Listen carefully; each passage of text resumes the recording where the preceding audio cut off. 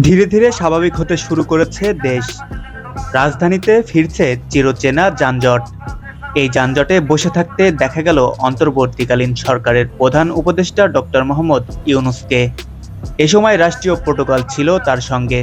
রবিবার ১১ই আগস্ট এমন একটি ভিডিও সামাজিক যোগাযোগ মাধ্যমে ভাইরাল হয়েছে, যেখানে দেখা গেছে প্রোটোকল নিয়ে যানজটে বসে আছেন ডক্টর ইউনূস।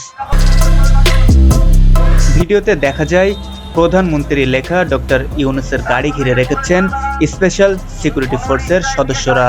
এ সময় চারপাশে উৎসুক জনতাকে লক্ষ্য করে বলতে শোনা যায়, আপনারা সবাই রাস্তার ধারেই দাঁড়িয়ে থাকুন, নিরাপদ দূরত্বে থাকুন, রাস্তা থেকে দূরে দাঁড়ান, কোনো গাড়ি ভেতরে ঢোকাবেন না, বাম পাশের রিক্সা ডান পাশের লেনে ঢোকাবেন না, কেউ রাস্তা ক্রস করার চেষ্টা করবেন না।